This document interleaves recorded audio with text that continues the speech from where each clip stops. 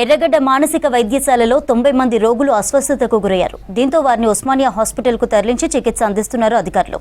ఫుడ్లో పెట్టిన స్వీట్స్ తినడం వల్లే పాయిజన్ ఘటన జరిగి ఉండవచ్చని అనుమానిస్తున్నారు. ఘటనపై ఇప్పటికీ విచారణకు ఆదేశించారు. ఫుడ్ పాయిజన్ ఘటనకు సంబంధించి మరిన్ని డీటెయిల్స్ రామ్ ప్రసాద్ అందిస్తారు.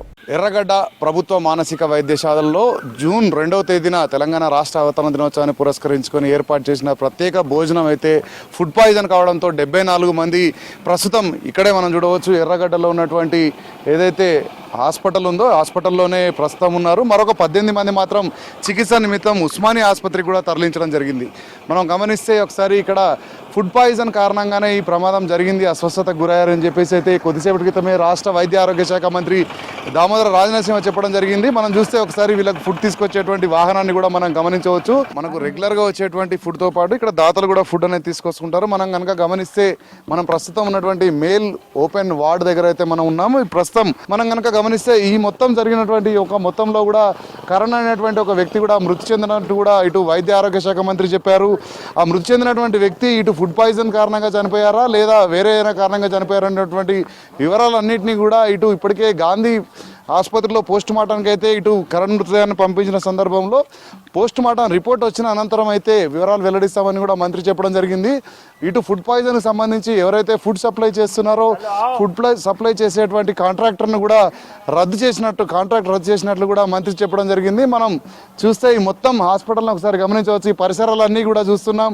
మొత్తం ఒక ఫారెస్ట్ను తలపించే విధంగా ఉంది. ఇక్కడ వాటర్ ఏమైనా కంటామినేట్ అయ్యాయనే కోణంలో కూడా వాటర్ శాంపిల్స్ని కూడా ల్యాబ్కు పంపించడం జరిగింది.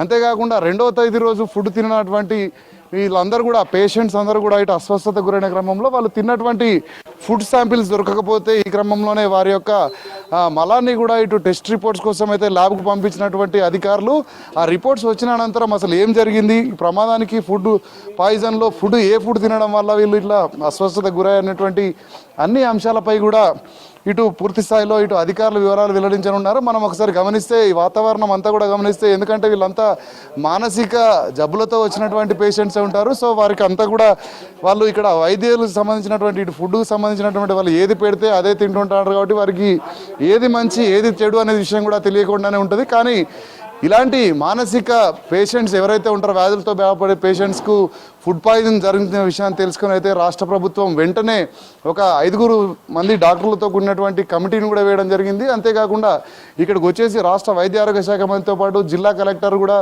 అంతేకాకుండా ఇటు తెలంగాణ డిఎంఈ కూడా ఇక్కడికి వచ్చి సందర్శించి ఇటు ఈ యొక్క మానసిక వైద్యశాలలో ఉన్నటువంటి పేషెంట్స్కి సంబంధించినటువంటి వైద్య ఆరోగ్యం గురించి ఎప్పటికప్పుడు పర్యవేక్షిస్తున్నారు. ఇక్కడ ఒక వాటర్ ప్లాంట్ను కూడా ఏర్పాటు చేయడం జరిగింది. ఆర్ఓ ప్లాంట్ ఆధారంగానే ఇక్కడి నుంచే వాటర్ సప్లై అనేది కొనసాగుతూ ఉంటుంది. దీన్ని కొత్తగా ఏర్పాటు చేయడం జరిగింది. ఇక్కడి నుంచే ఇక్కడ ఉన్నటువంటి 8 వార్డులలో ఉండేటువంటి 600 కెపాసిటీ ఉన్నటువంటి ఈ యొక్క హాస్పిటల్లో ప్రస్తుతం 318 మంది పేషెంట్లు ఉన్నారు. వారందరికీ కూడా త్రాగునీరు అనేది మొత్తం ఇక్కడి నుంచే వెళ్తుంది. అంతేకాకుండా వారికి యూజ్ చేసుకునేందుకు వాటర్ కూడా ఇక్కడి నుంచే బయట నుంచి వచ్చే వాటర్ ఏమైనా కంటామినేట్ అయ్యాయనే కోణంలో కూడా ఈ యొక్క ఘటన జరిగిన అనంతరం అయితే ఈ యొక్క శాంపిల్స్ని కూడా సేకరించి ల్యాబ్కు పంపించడం జరిగింది. దీనికి పైన పూర్తి స్థాయిలో ఈ యొక్క ల్యాబ్ రిపోర్ట్స్ వచ్చిన అనంతరం అయితే దీనికి సంబంధించినటువంటి ఘటనకు ఎవరు బాధ్యులు, అసలు ఫుడ్ పాయిజన్ గల కారణాలు ఏంటి అనేవి మొత్తం తెలుసుకున్న అనంతరం చర్యలు కూడా తీసుకుంటాం. ఏ స్థాయి అధికారినైనా ఉపేక్షించేది లేదని చెప్పి కూడా రాష్ట్ర వైద్య ఆరోగ్య శాఖ మంత్రి చెప్పిన క్రమంలో అయితే ఈ యొక్క మానసిక వైద్యశాలలో ఉన్నటువంటి పేషెంట్లకు ఈ జరగడం అయితే మనం చూస్తున్నాం. తెలంగాణ రాష్ట్రంలో వివిధ జిల్లాల నుంచి కూడా ఇక్కడ పేషెంట్స్ వచ్చి ఉంటారు. వారికి సంబంధించినటువంటి కుటుంబ సభ్యులు కూడా కొంత ఆందోళన చెందుతున్నటువంటి పరిస్థితి ఉన్న క్రమంలో అయితే ఇక్కడ మనం చూడవచ్చు. ఇక్కడ ఉన్నటువంటి ఎవరికి కూడా ఇబ్బందులు లేకుండా అయితే అన్ని రకాల చర్యలు తీసుకున్నారు. ముఖ్యంగా త్రాగునీరు వల్ల ఈ జరిగిన క్రమంలో అయితే ప్రత్యేకంగా వాటర్ను కూడా ఏర్పాటు చేసినటువంటి దృశ్యాలను మనం చూడవచ్చు. అంతేకాకుండా వీరికి సంబంధించి మనం చూస్తున్నాం ఈ యొక్క ఫుడ్ పాయిజన్ జరిగిన అనంతరం కూడా కొంత అబ్జర్వేషన్ అయితే చేయాల్సిన అవసరం ఉంటుంది. ఎందుకంటే సాధారణ ప్రజలకు ఫుడ్ పాయిజన్ జరిగినట్లయితేనే వారికి కొంత అబ్జర్వేషన్ అవసరం ఉంటుంది. అలాంటిది మానసిక ఇబ్బందులతో ఈ యొక్క హాస్పిటల్లో చేరినటువంటి ఈ యొక్క పేషెంట్స్ని అయితే ఇటు రాష్ట్ర ప్రభుత్వంతో పాటు ఇక్కడ ఉన్నటువంటి అధికారులు కూడా ప్రస్తుతం ఉస్మానియాలో చికిత్స పొందుతున్నటువంటి మరొక 18 మందిని కూడా ఎప్పటికప్పుడు పర్యవేక్షిస్తున్నటువంటి పరిస్థితి అయితే హైదరాబాద్లోని ఎర్రగడ్డ మానసిక వైద్యశాలలో అయితే కొనసాగుతున్నటువంటి పరిస్థితిని మనం చూడవచ్చు.